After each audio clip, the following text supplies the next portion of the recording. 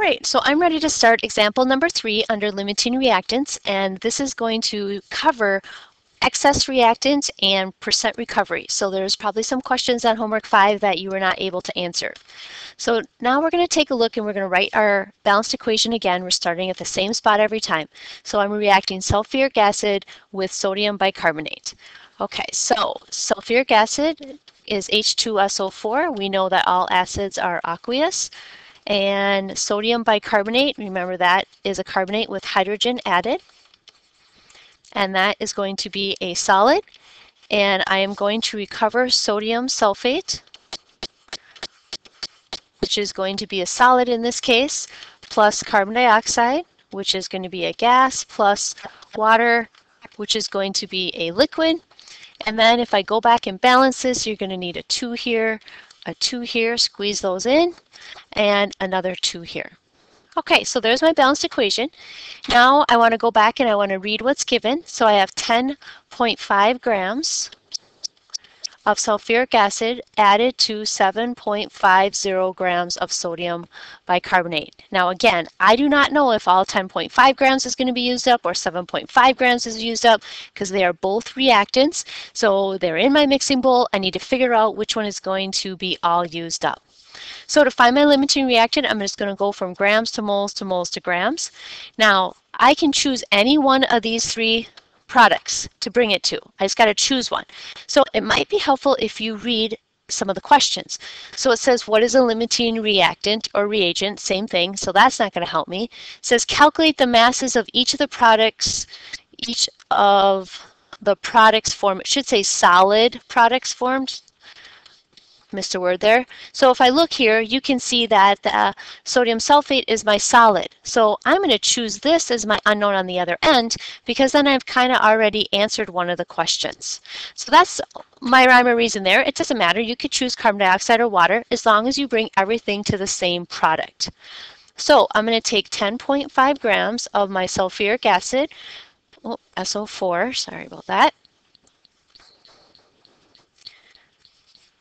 And I should tell you, oh my gosh, I should tell you that this problem is going to be kind of long, so you may want to take out another sheet of paper to go ahead and write this. I can extend my page, but you cannot, and I didn't leave you too much room here on your notes.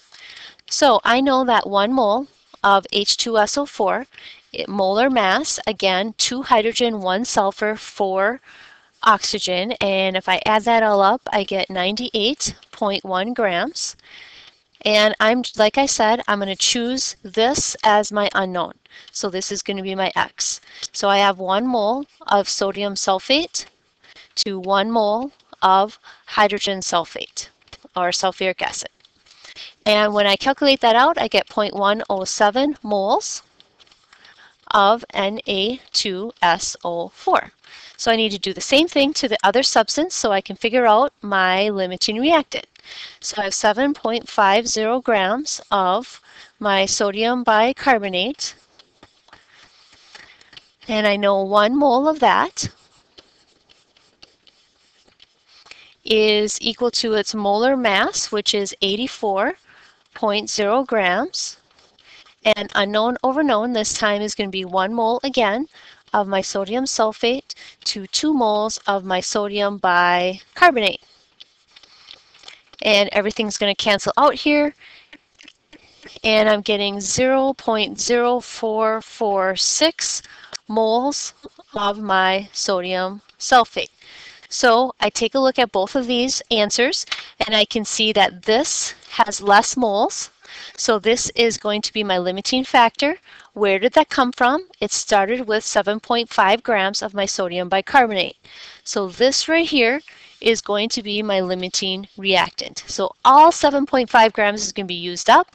That means that there's going to be some excess of my sulfuric acid left over. So the first question says we want to calculate the mass of the solid. Well, I got to always use my limiting reactant when I'm answering questions. So here is my solid. I already have it partially calculated, 0.0446 moles of Na2SO4 multiplied by its molar mass I know that in 1 mole of this, I have 2 sodium, 1 sulfur, 4 oxygen. Find that number here is 142.1 grams of Na2SO4.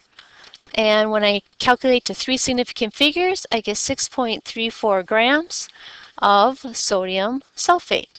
So what this means by mixing those 2 beginning ingredients, that's the maximum amount of grams of that sodium sulfate that I can make. Okay, so we answered the first question. Actually, we answered the first question of limiting reactant. We calculated the mass of the solid. Now we have to calculate the mass of the excess reactant that would remain. So this is a part that gets a little difficult for some kids to understand.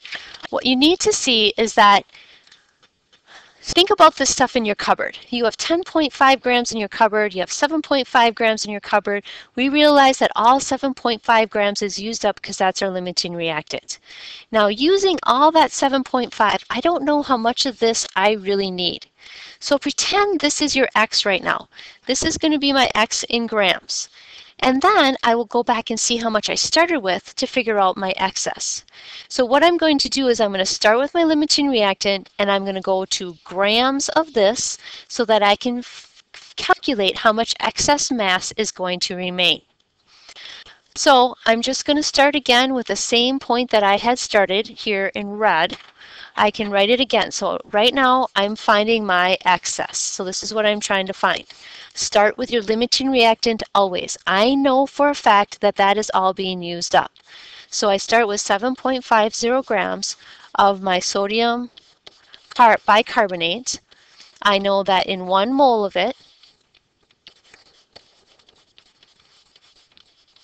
there is 84.0 grams because that's its molar mass. Now I'm going to do unknown over known. So I go back up to my equation. My unknown is this. I have 1.